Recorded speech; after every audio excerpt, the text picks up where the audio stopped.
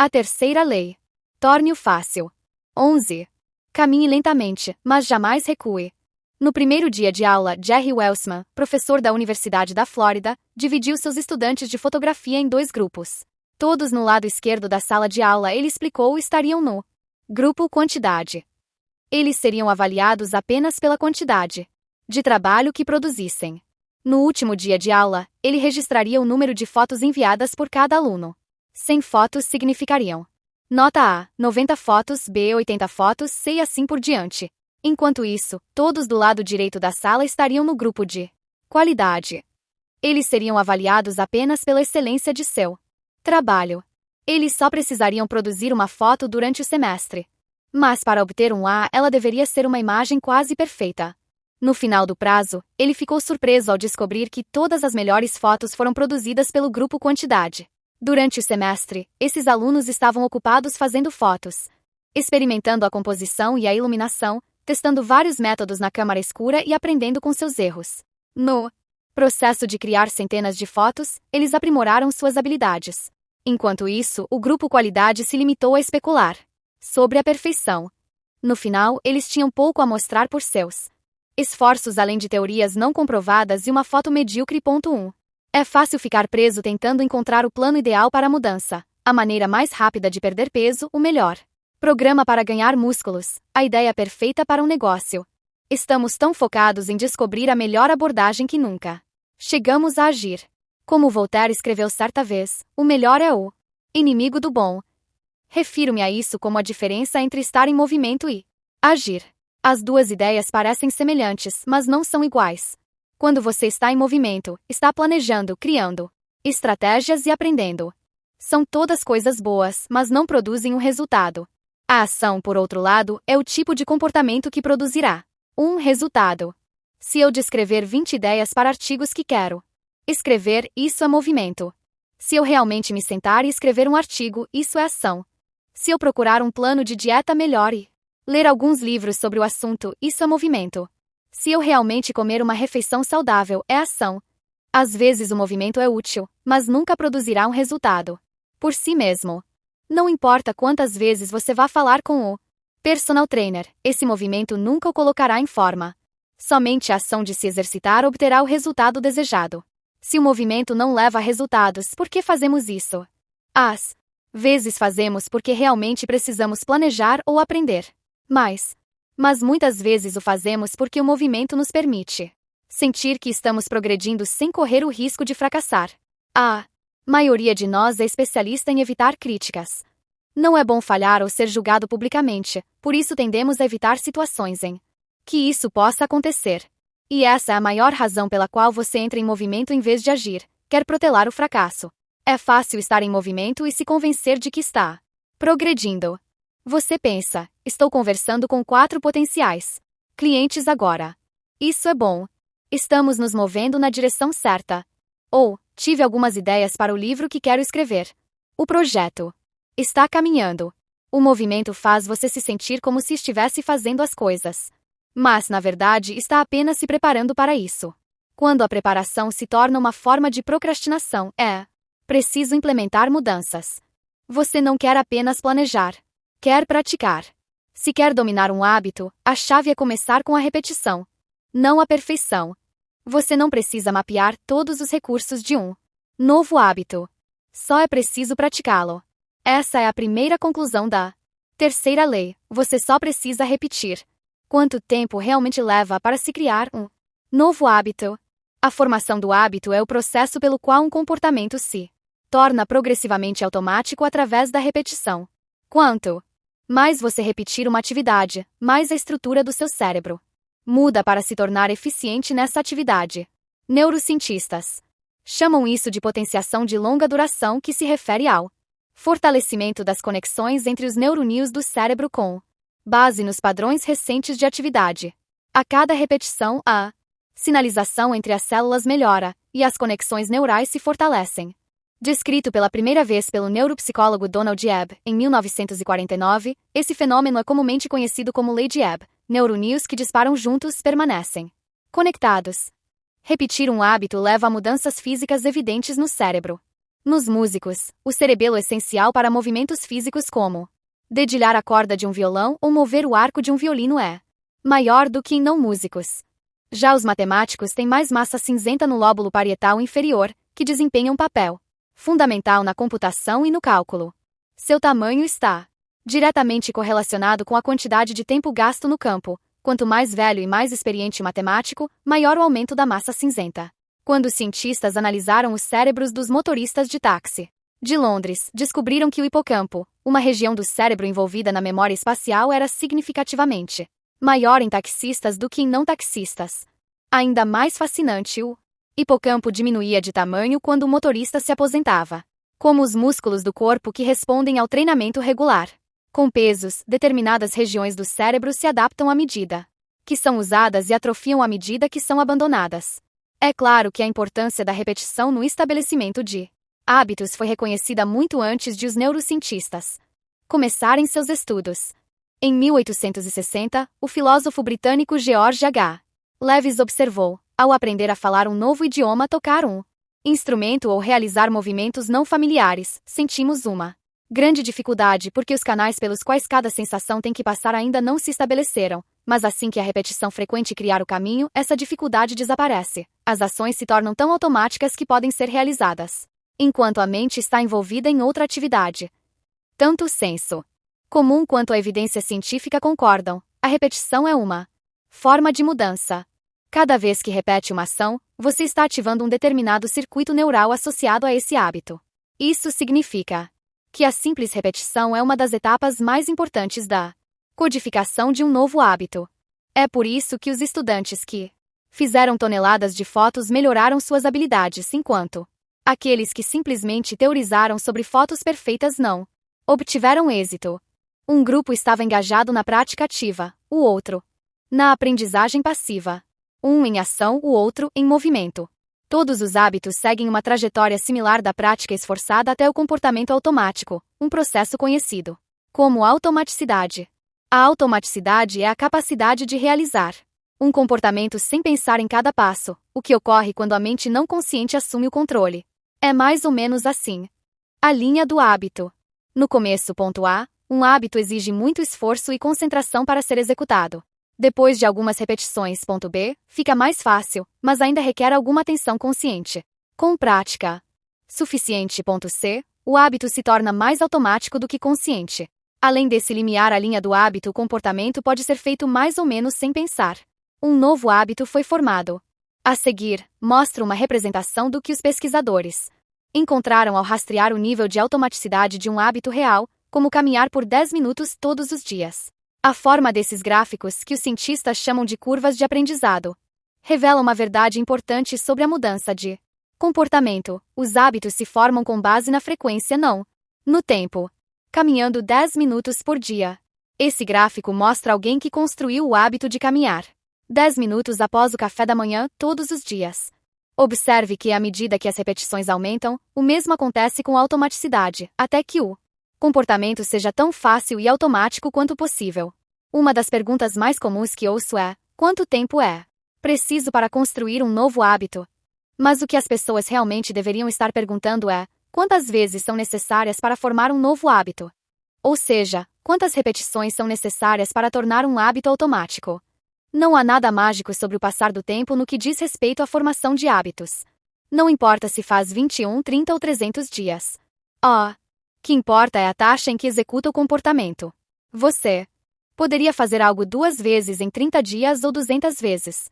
É a frequência que faz a diferença. Seus hábitos atuais foram internalizados ao longo de centenas, se não milhares, de repetições. Novos hábitos exigem o mesmo nível de frequência. Você precisa agrupar tentativas bem-sucedidas até que o comportamento esteja firmemente incorporado em sua mente e você cruze a linha do hábito. Na prática, não importa realmente quanto tempo leva para um hábito se tornar automático. O que importa é que você tome as ações necessárias para progredir. Se a ação é totalmente automática ou não é de menor importância. Para construir um hábito, você precisa praticá-lo. E a maneira mais eficaz de fazer a prática acontecer é aderir à terceira lei da mudança de comportamento, torne-o fácil. Os capítulos seguintes mostram como fazer exatamente isso. Resumo do capítulo. A terceira lei da mudança de comportamento é torne-o fácil. A forma mais eficaz de aprender é praticar, não planejar. Concentre-se em agir, não em estar em movimento. A formação do hábito é o processo pelo qual um comportamento se torna progressivamente mais automático através da repetição. O período de tempo em que você está realizando um hábito não é tão importante quanto o número de vezes que o executou. 12. A lei do mínimo esforço. Em seu premiado livro Armas, Germes e Aço, o antropólogo e biólogo Jared Diamond aponta um fato simples: diferentes continentes têm formas diferentes. À primeira vista, essa afirmação parece bastante óbvia e sem importância, mas acaba tendo um profundo impacto no comportamento humano. O eixo primário das Américas vai de norte a sul, ou seja, a massa de terra da América do Norte e do Sul tende a ser alta e magra, em vez de larga e gorda. O mesmo se aplica de modo geral à África. Enquanto isso, o território que compõe a Europa, a Ásia e o Oriente Médio é o oposto. Esse enorme trecho de terra tende a ser mais a leste-oeste no formato. De acordo com Diamond, essa diferença de formato desempenhou um papel significativo na disseminação da agricultura ao longo dos séculos. Quando a agricultura começou a se espalhar pelo mundo, os agricultores tiveram mais facilidade de se expandir ao longo das rotas leste-oeste do que em rotas norte-sul. Isso ocorre porque locais ao longo da mesma latitude geralmente compartilham climas semelhantes, quantidade de luz solar e chuva e mudanças na estação. Esses fatores permitiram que os agricultores da Europa e da Ásia domesticassem algumas culturas e as cultivassem ao longo de todo o território da França à China. O formato do comportamento humano. O eixo primário da Europa e da Ásia é o leste-oeste. O eixo primário das Américas e da África é norte-sul. Isso leva a uma maior variedade de climas no eixo vertical das Américas do que em toda a Europa e Ásia. Como resultado, a agricultura se espalhou quase 2 vezes mais rápido em toda a Europa e Ásia do que em outros lugares. O comportamento dos agricultores, mesmo ao longo de centenas ou milhares de anos, foi limitado pelo grau de dificuldade encontrado no ambiente. Em comparação, o clima varia muito quando viajamos de norte a sul. Imagine o quão diferente é o clima na Flórida em comparação com o Canadá. Você pode ser o agricultor mais talentoso do mundo, mas isso não o ajudará a cultivar as laranjas da Flórida no inverno canadense. A neve não é uma boa alternativa como solo para espalhar as colheitas ao longo das rotas norte-sul. Os agricultores precisariam encontrar e domesticar novas plantas sempre que o clima mudasse. Como resultado, a agricultura se espalhou de 2 a 3 vezes mais rápido na Ásia e na Europa do que nas Américas. Ao longo dos séculos, essa pequena diferença teve um impacto muito grande. O aumento da produção de alimentos permitiu um crescimento populacional mais rápido. Com mais pessoas, essas culturas foram capazes de construir exércitos mais fortes e foram mais bem equipadas para desenvolver novas tecnologias. As mudanças começaram pequenas, uma cultura que se espalhou um pouco mais, uma população que cresceu um pouco mais rápido, mas agravou-se em diferenças substanciais ao longo do tempo. A disseminação da agricultura fornece um exemplo da terceira lei da mudança de comportamento em escala global. A sabedoria convencional afirma que a motivação é a chave para a mudança de hábitos. Talvez, se você realmente quisesse, conseguiria. Mas a verdade é que nossa verdadeira motivação é sermos preguiçosos e fazer o que é conveniente. E apesar do que o mais recente best-seller de produtividade lhe dirá, essa é uma estratégia inteligente, não estúpida. A energia é preciosa, e o cérebro está preparado para economizá-la sempre que possível. É da natureza humana seguir a lei do mínimo esforço, que afirma que, ao decidir entre 2 opções semelhantes, as pessoas naturalmente serão atraídas pela opção que requer o mínimo de trabalho. Por exemplo, expandir sua fazenda para o leste, onde você pode cultivar as mesmas culturas, em vez de se dirigir para o norte, onde o clima é diferente. De todas as ações possíveis que podemos realizar, a que é realizada é aquela que oferece o maior valor pelo menor esforço.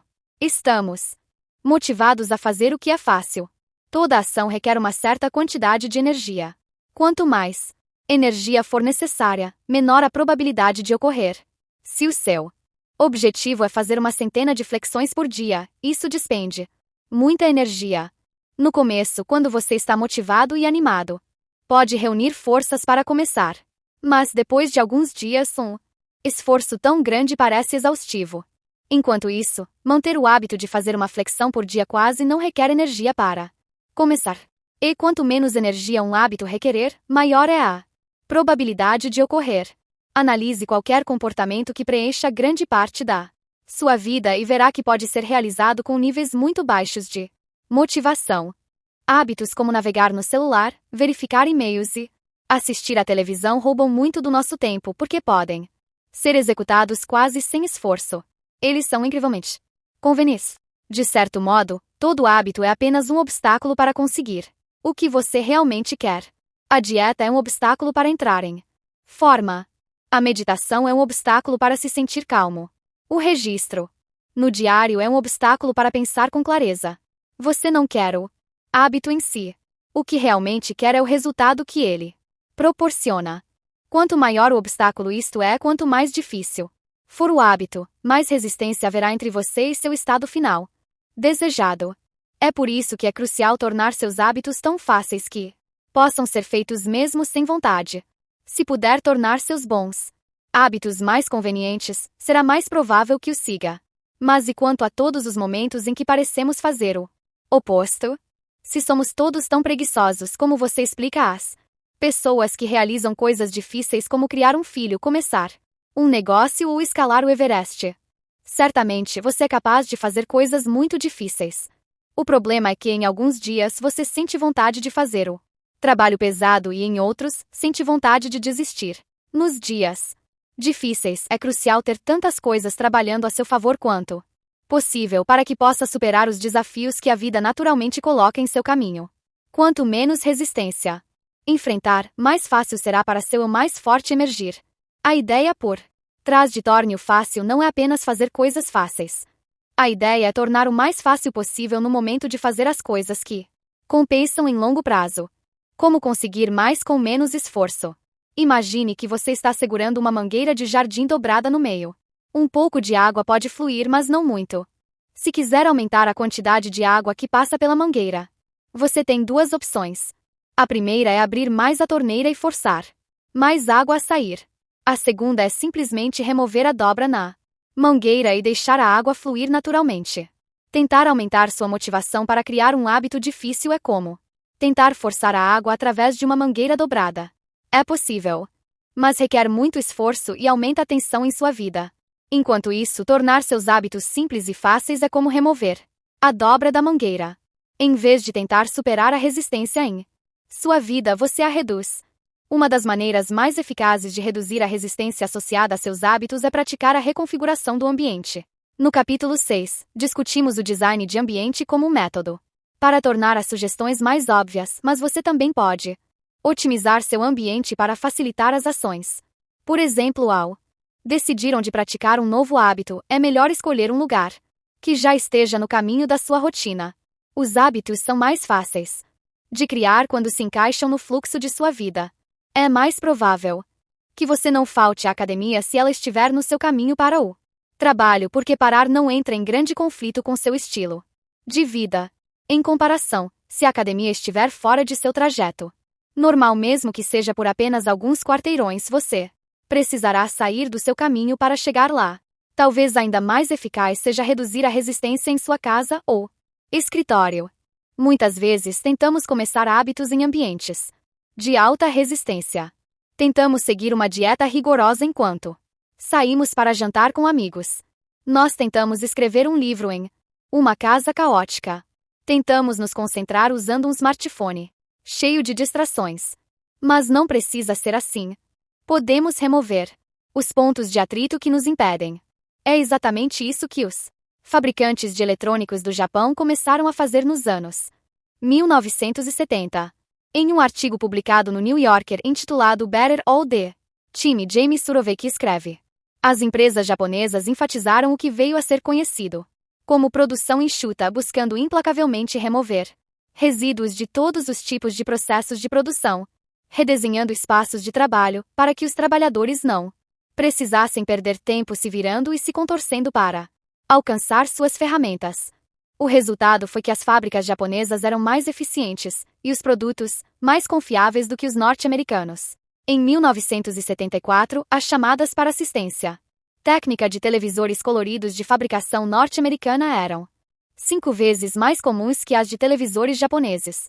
Em 1979, os trabalhadores norte-americanos levavam 3 vezes mais tempo para montar seus produtos. Gosto de me referir a essa estratégia como adição por subtração. As empresas japonesas procuraram todos os pontos de resistência no processo de fabricação e os eliminaram. Ao subtrair o esforço desperdiçado, elas adicionaram clientes e receita. Da mesma forma, quando removemos os pontos de atrito que minam nosso tempo e energia, podemos conquistar mais com menos esforço.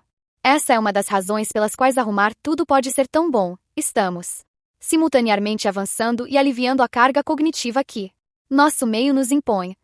Se você analisar os produtos mais formadores de hábitos, notará que uma das coisas que esses produtos e serviços fazem melhor é remover pequenas resistências de sua vida.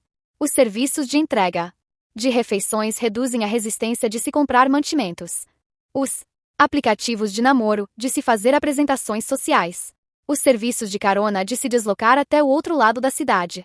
As mensagens de texto reduzem a resistência de se enviar uma carta pelo correio. Como um fabricante de televisores japoneses redesenhando seu espaço de trabalho para reduzir o desperdício de movimento, as empresas de sucesso projetam seus produtos para automatizar, eliminar ou simplificar o maior número de etapas possível. Elas reduzem o número de campos em cada formulário, diminuem o número de cliques necessários para se criar uma conta, entregam seus produtos com instruções fáceis de entender ou exigem menos escolhas de seus clientes.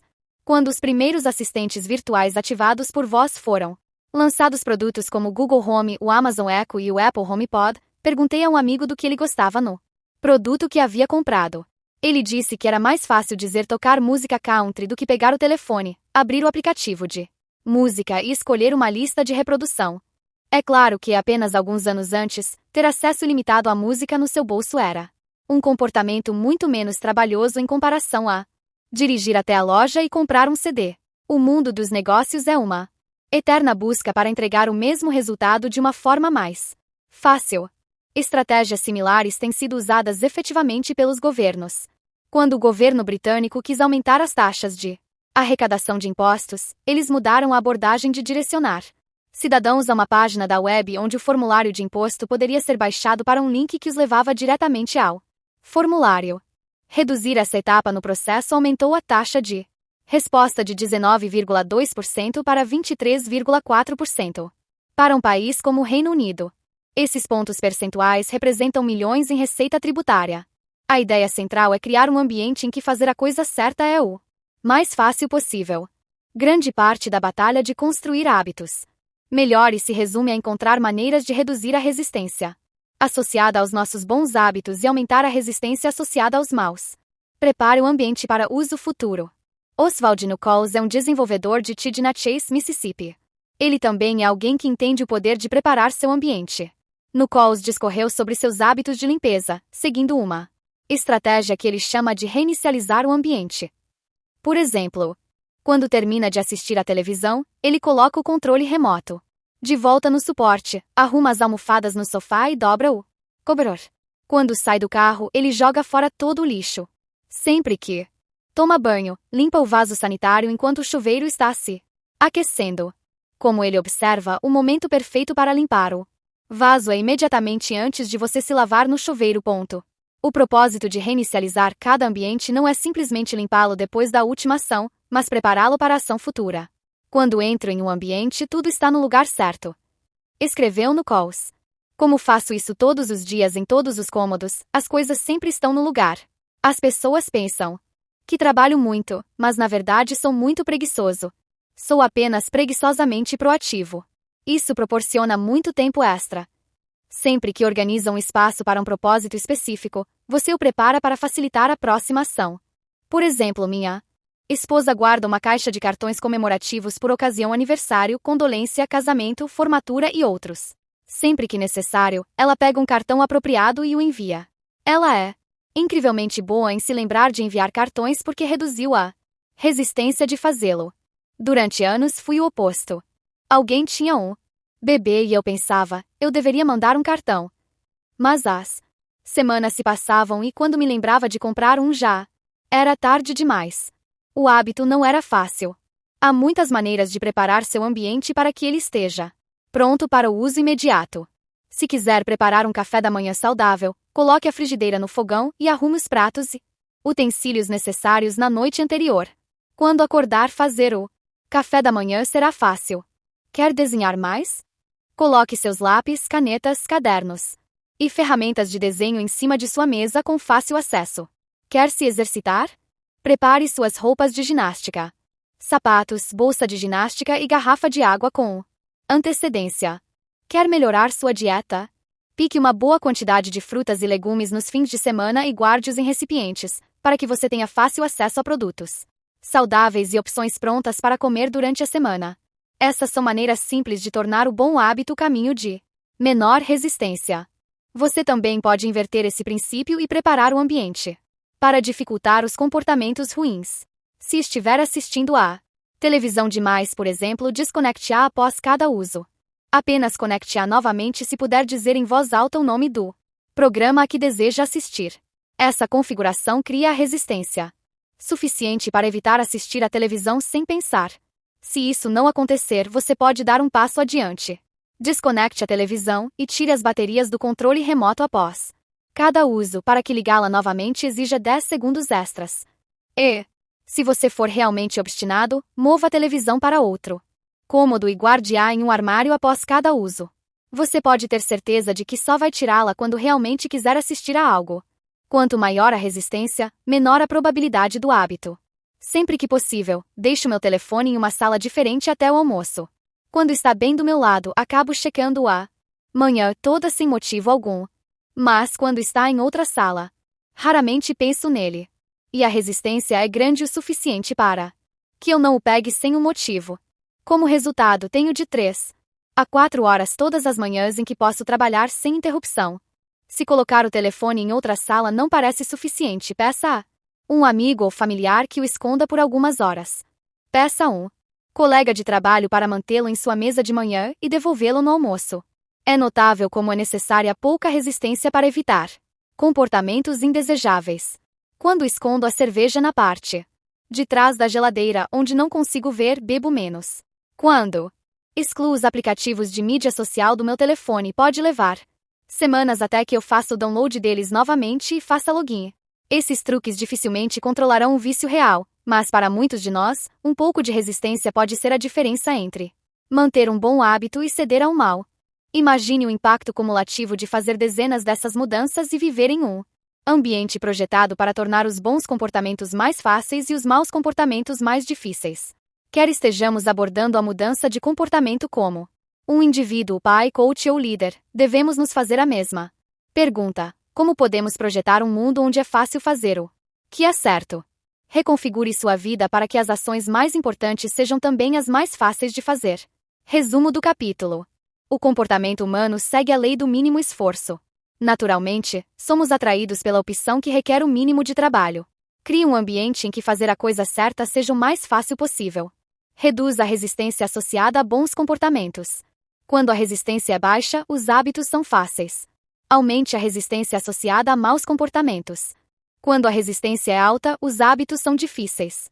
Prepare seu ambiente para facilitar as ações futuras. 13.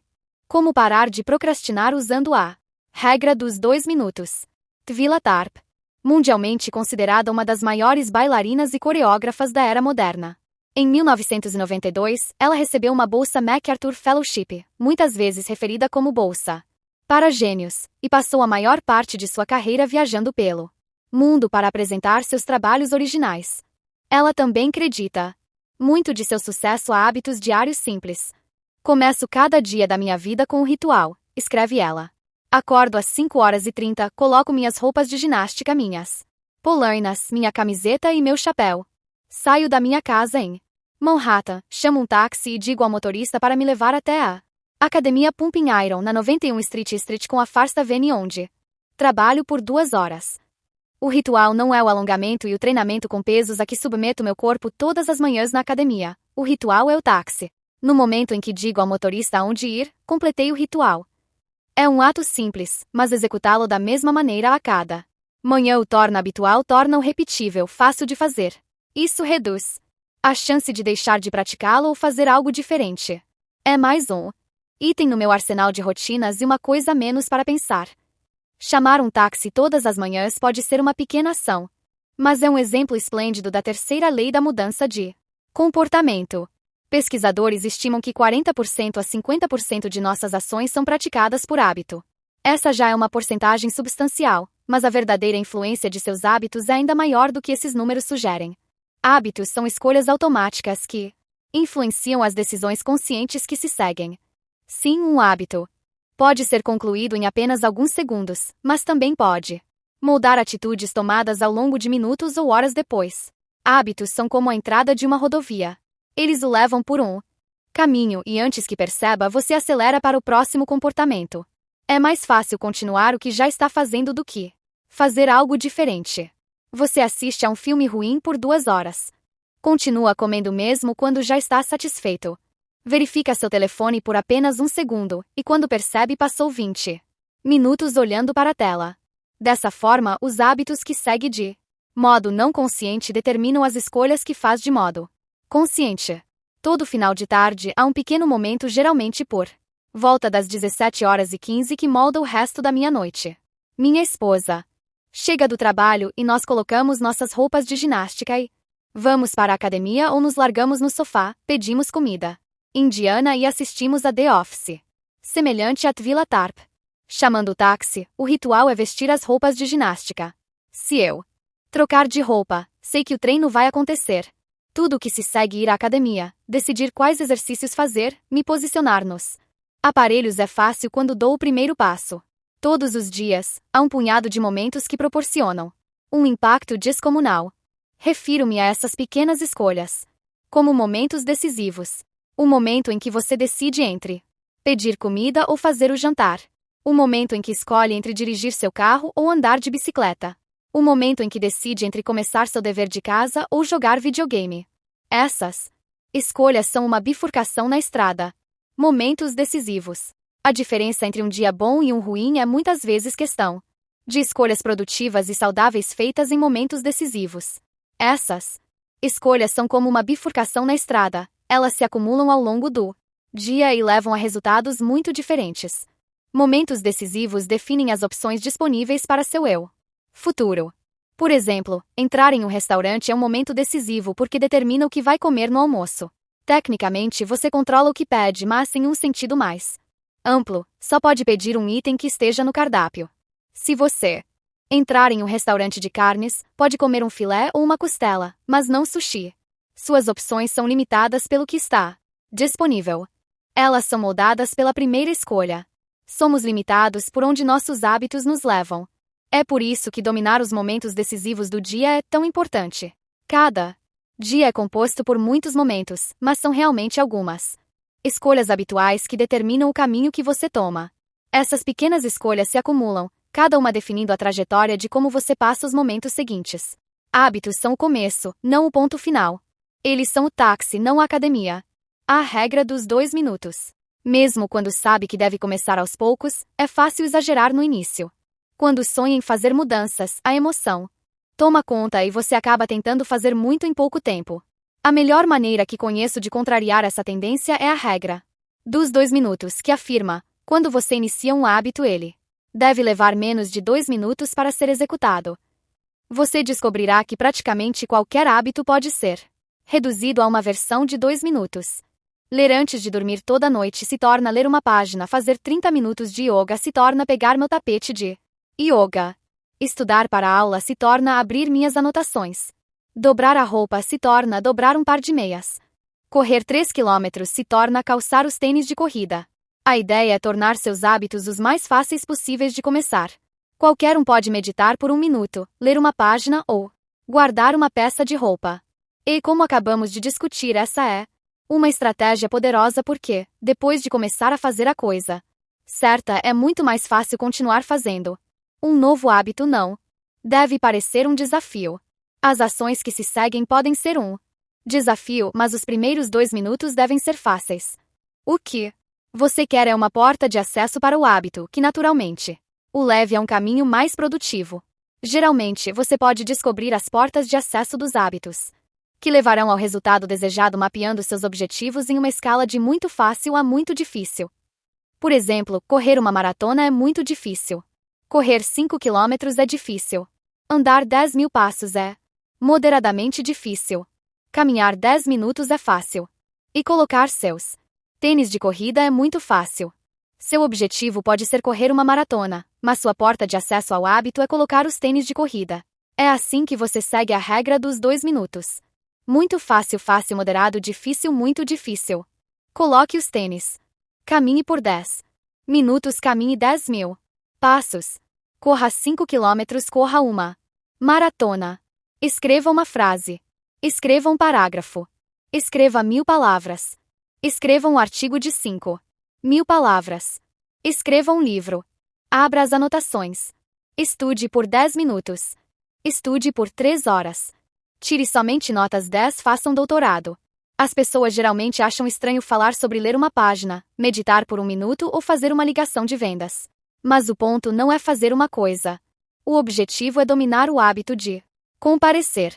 A verdade é que um hábito deve ser estabelecido antes que possa ser melhorado.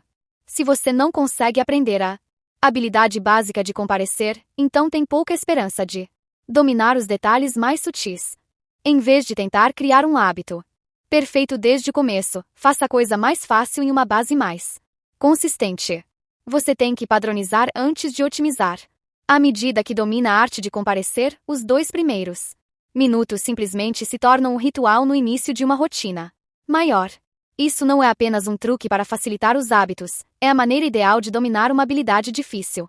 Quanto mais você ritualizar o início de um processo, maior é a probabilidade de atingir o profundo foco necessário para fazer grandes coisas. Ao executar o mesmo aquecimento antes de cada treino, fica mais fácil entrar no estado de pico de desempenho. Seguindo o mesmo ritual criativo, você facilita o difícil trabalho de criar. Ao desenvolver um consistente hábito de desligamento, ir para a cama em um tempo razoável fica fácil. Pode até não conseguir automatizar todo o processo, mas pode deixar a primeira ação automática. Facilite o início do processo, e o resto acontecerá. A regra dos 2 minutos pode parecer um truque para algumas pessoas. Você sabe que o real objetivo vai levar mais do que apenas 2 minutos, então pode parecer que está tentando se enganar. Ninguém está realmente querendo ler uma página, fazer uma flexão ou abrir as anotações.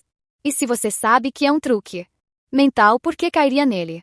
Se a regra dos 2 minutos parece forçada, tente isto. Pratique por 2 minutos e depois pare. Vá correr, mas você deve parar depois de 2 minutos. Comece a meditar, mas deve parar depois de 2 minutos. Estude árabe, mas deve parar depois de 2 minutos. Não é uma estratégia para começar, é a coisa toda. Seu hábito só pode durar 120 segundos. Um dos meus leitores usou essa estratégia para perder mais de 50 quilogramas. No começo, ele ia à academia todos os dias, mas dizia a si mesmo que não poderia permanecer por mais de 5 minutos. Ele ia à academia, fazia exercícios por 5 minutos e saía assim que o tempo acabava. Depois de algumas semanas, ele olhou em volta e pensou: bem, estou sempre vindo para cá de qualquer maneira. Posso muito bem começar a ficar um pouco mais. Alguns anos depois, o excesso de peso desapareceu. Escrever um diário é outro exemplo. Quase todo mundo pode se beneficiar passando seus pensamentos da cabeça para o papel. Mas a maioria das pessoas desiste depois de alguns dias ou nem começa, porque escrever um diário parece uma tarefa árdua. O segredo é ficar sempre abaixo do ponto em que isso passa a ser percebido como trabalho. Greg M. Sekel, um consultor de liderança do Reino Unido, construiu um hábito de criar um diário deliberadamente escrevendo menos do que gostaria. Ele sempre parava de escrever antes que parecesse um aborrecimento. Ernest Hemingway acreditava em conselhos semelhantes para qualquer tipo de escrita. A melhor maneira é sempre parar quando você está indo bem, disse ele. Estratégias como essa funcionam também por outro motivo. Reforçam a identidade que você quer construir. Se aparecer na academia por 5 dias seguidos, mesmo que seja por apenas 2 minutos, está apostando em sua nova identidade. Você não está preocupado em ficar em forma. Está focado em se tornar o tipo de pessoa que não perde os treinos. Está praticando a menor ação, que confirma o tipo de pessoa que quer ser.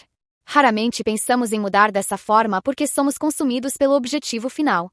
Mas uma flexão é melhor do que nenhum exercício. 1 minuto de prática de violão é melhor que nada. 1 minuto de leitura é melhor do que nunca pegar um livro. É melhor fazer menos do que você esperava do que não fazer nada. Em algum momento, depois de estabelecer o hábito e comparecer todos os dias, combine a regra dos 2 minutos com uma técnica que chamamos de modelagem de hábito para escalonar seu hábito em direção a seu objetivo. Comece dominando os 2 primeiros minutos da menor versão do comportamento. Em seguida, avance para um passo intermediário e repita o processo concentrando-se nos 2 primeiros minutos e dominando esse estágio antes de passar para o próximo. Em determinado ponto, você estará praticando o hábito que originalmente quis criar, mantendo ao mesmo tempo seu foco onde deveria estar, nos 2 primeiros minutos do comportamento. Exemplos de modelagem de hábito. Hábito: acordar cedo, tornar-se vegano, exercitar-se. Fase 1: esteja em casa às 22 horas todas as noites. Comece a comer legumes em todas as refeições. Vista a roupa de treino. Fase 2: desligue todos os dispositivos, TV, telefone, etc., até às 22 horas. Todas as noites. Pare de comer animais com 4 patas, vaca, porco, cordeiro, etc.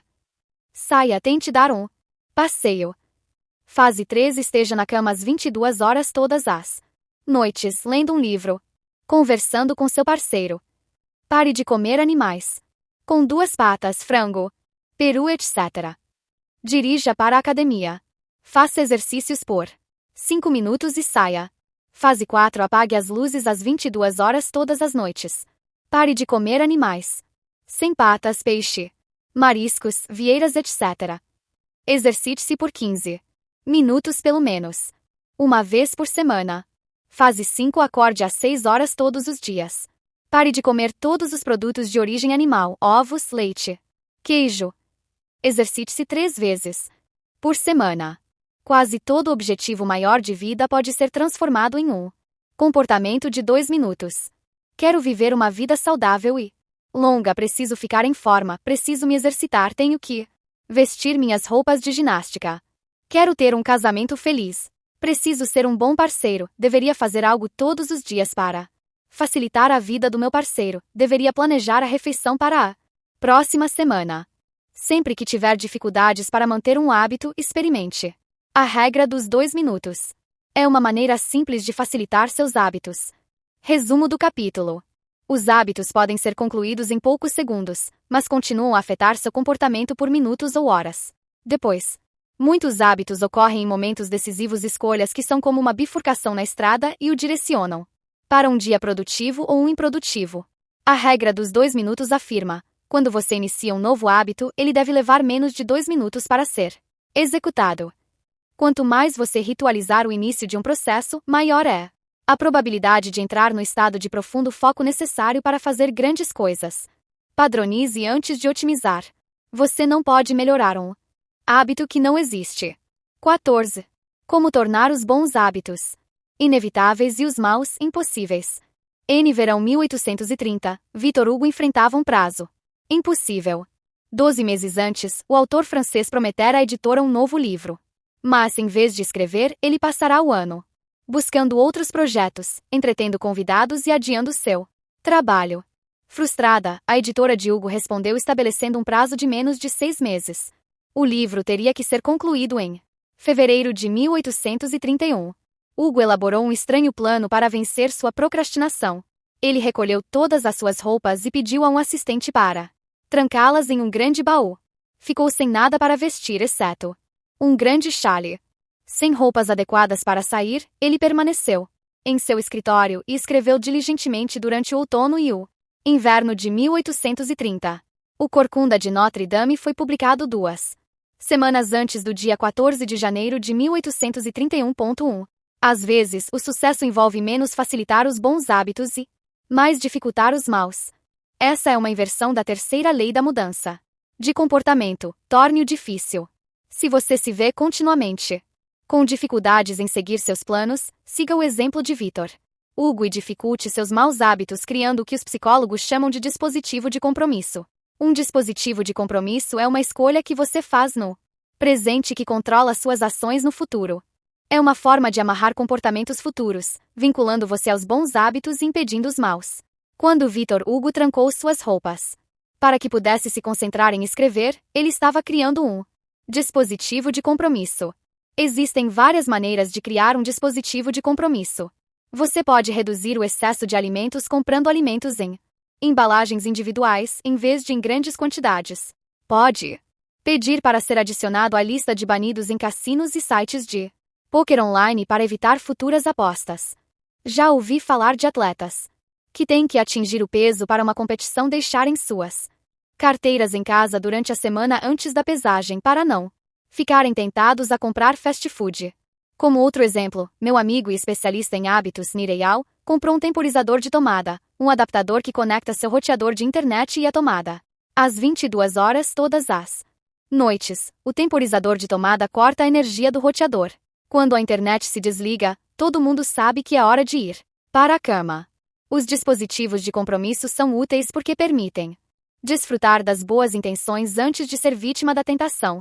Sempre que estou tentando cortar calorias, por exemplo, peço ao garçom para dividir minha refeição e colocar metade em uma embalagem para a viagem antes que a refeição seja servida.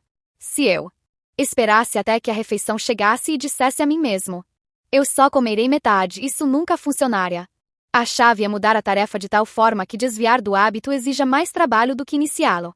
Se está se sentindo motivado para entrar em forma, agende uma sessão de yoga e pague antecipadamente.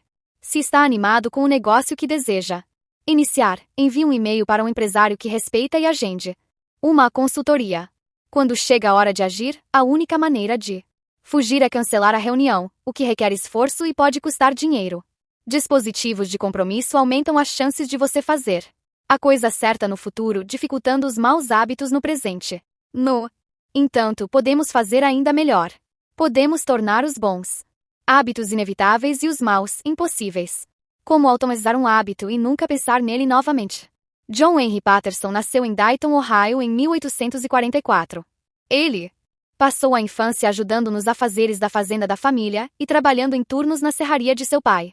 Depois de frequentar a faculdade em Dartmouth, Patterson retornou a Ohio e abriu uma pequena loja de suprimentos para os mineiros de carvão.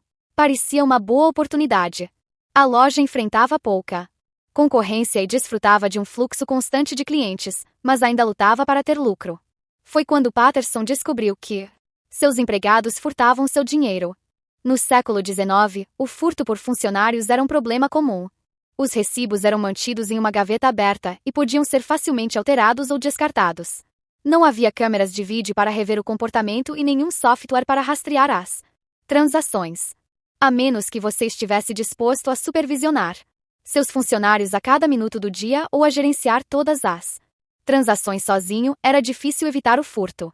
Enquanto Patterson refletia sobre sua situação, encontrou um anúncio de uma nova invenção chamada de caixa incorruptível de Hitch. Projetada por seu colega James Hitch, residente em Dayton, foi a primeira caixa registradora.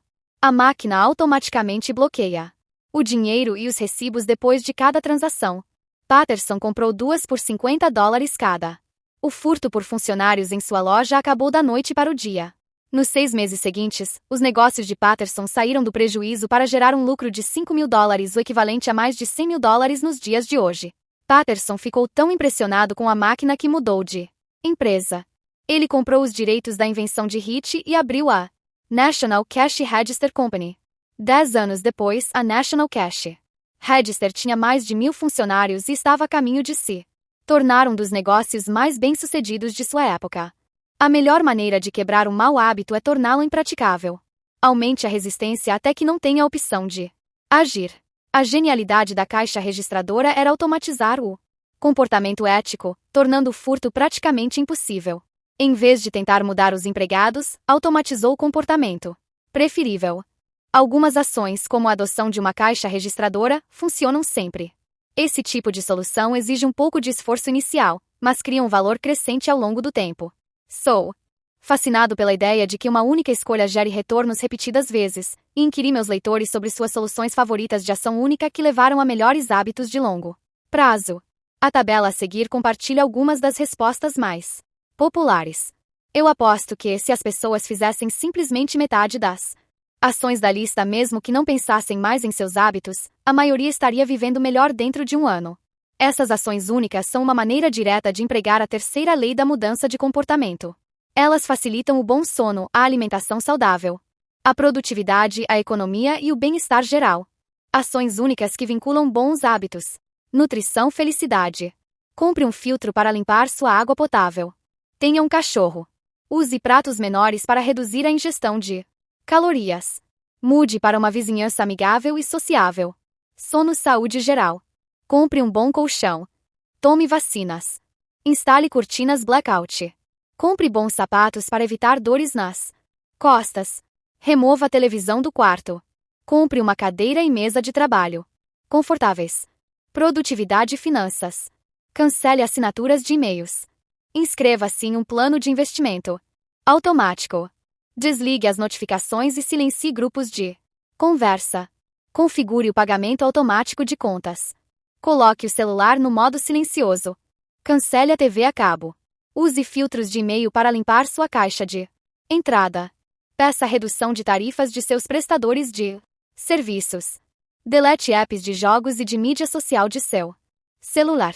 Naturalmente, existem muitas maneiras de automatizar bons hábitos e se livrar dos maus. Em geral, eles envolvem colocar a tecnologia para trabalhar para você. A tecnologia pode transformar ações que antes eram difíceis, irritantes e complicadas em comportamentos fáceis, indolores e simples. É a maneira mais confiável e eficaz de garantir o comportamento ideal. Isso é particularmente útil para comportamentos raros se tornarem habituais. As coisas que você tem que fazer mensal ou anualmente. Como reequilibrar seu portfólio de investimentos nunca são repetidas com frequência suficiente para se tornar um hábito, então, elas se beneficiam particularmente de que a tecnologia se lembre de fazê-las por você. Outros exemplos incluem medicina. Compras de medicamentos podem ser automaticamente refeitas. Finanças pessoais. Funcionários podem poupar para a aposentadoria com uma dedução salarial automática. Cozinha. Serviços de entrega de alimentos podem fazer suas compras de supermercado. Produtividade. A navegação na mídia social pode ser cortada com um bloqueador de sites. Quando automatiza a maior parte possível de sua vida, você pode empregar seus esforços em tarefas que as máquinas ainda não podem executar. Cada hábito que delegamos à tecnologia libera tempo e energia para passarmos ao próximo estágio de crescimento. Como escreveu o matemático e filósofo Alfred North Whitehead, a civilização avança estendendo o número de operações que podemos realizar sem pensar. Naturalmente, o poder da tecnologia também pode funcionar contra nós. Assistir à TV compulsivamente se torna um hábito porque você precisa empregar mais esforço para parar de olhar para a tela do que continuar fazendo isso. Em vez de pressionar um botão para avançar para o próximo episódio, a Netflix ou o YouTube o reproduz automaticamente. Tudo o que você precisa fazer é manter os olhos abertos. A tecnologia cria um nível de conveniência que permite a você agir de acordo com seus menores caprichos e desejos. Na mera sugestão de fome, é possível ter comida entregue à sua porta. Ao menor sinal de tédio, você pode se perder na vasta extensão das mídias sociais. Quando o esforço necessário para agir de acordo com seus desejos se torna efetivamente zero, é possível acabar cedendo a qualquer impulso que surja no momento.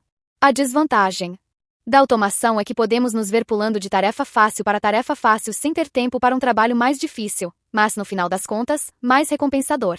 Muitas vezes me vejo atraído pelas mídias sociais durante qualquer período de inatividade. Se me sinto entediado por apenas uma fração de segundo, pego meu telefone. É fácil amortizar essas pequenas distrações como apenas fazer uma pausa, mas com o tempo elas podem se acumular em um problema sério. A constante atração de apenas mais um minuto pode me impedir de fazer algo relevante. E não sou o único. Em média, as pessoas passam mais de 2 horas por dia nas redes sociais. O que você poderia fazer com 600 horas adicionais por ano? Durante o ano em que escrevi este livro, experimentei uma nova estratégia de gerenciamento de tempo. Toda segunda-feira, minha assistente redefinia as senhas de todas as minhas contas de mídia social, me desconectando em todos os dispositivos.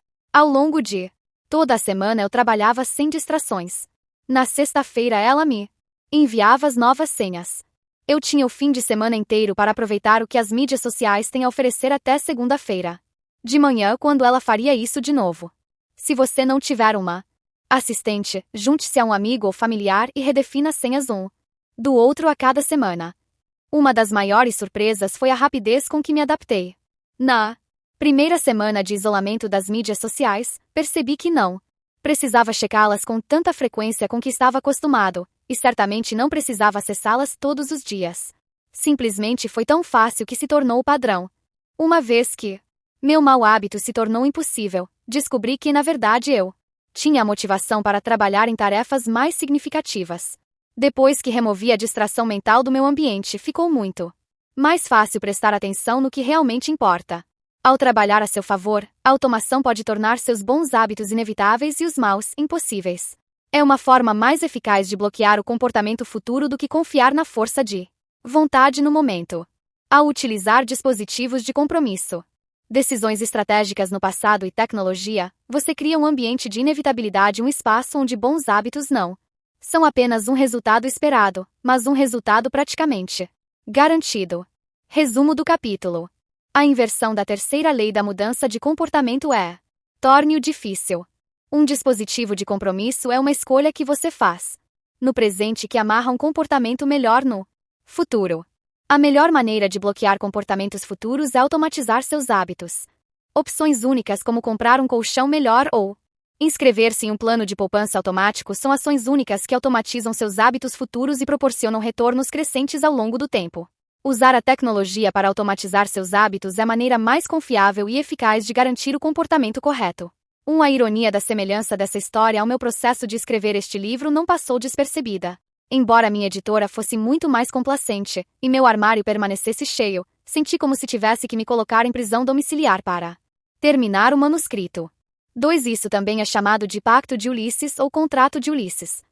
Nomeado em homenagem a Ulisses, o herói de A Odisseia, que disse a seus marinheiros para amarrá-lo ao mastro do navio para que pudesse ouvir a canção encantadora das sereias, mas não conseguisse conduzir o navio na direção delas e bater nas rochas. Ulisses percebeu os benefícios de bloquear suas ações futuras enquanto sua mente está no lugar certo, em vez de esperar para ver onde seus desejos o levam no momento. Como criar um bom hábito? A primeira lei. Torne-o claro. Preencha a avaliação dos hábitos. Anote seus hábitos atuais para se conscientizar deles. Use as intenções de implementação. Eu irei comportamento às horas em local. 1.3 Use o empilhamento de hábitos. Depois de hábito atual, eu irei em novo hábito. Redesenhe seu ambiente. Torne os estímulos dos bons hábitos óbvios e visíveis. A segunda lei. Torne-o atraente. Use o empacotamento de tentações. Pareie uma ação que quer fazer com uma que precisa ser feita.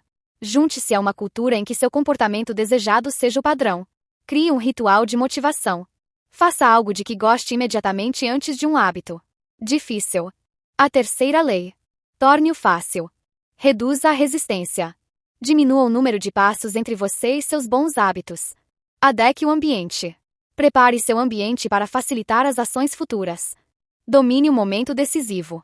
Otimize as pequenas escolhas que produzem um impacto descomunal. Use a regra dos 2 minutos. Reduza a dimensão de seus hábitos até que possam ser feitos em 2 minutos ou menos. Automatize seus hábitos. Invista em tecnologia e compras únicas que fixem comportamentos futuros. A quarta lei. Torne-o satisfatório. Como se livrar de um mau hábito? Inversão da primeira lei. Torne-o invisível. Reduza a exposição. Remova os estímulos de seus maus hábitos do ambiente. Inversão da segunda lei. Torne-o desinteressante. Reestruture sua atitude mental. Ressalte os benefícios de evitar seus maus hábitos. Inversão da terceira lei. Torne-o difícil. Aumente a resistência. Aumente o número de passos entre você e seus maus hábitos. Use um dispositivo de compromisso. Restrinja suas escolhas futuras àquelas que o beneficiam. Inversão da quarta lei. Torne-o insatisfatório.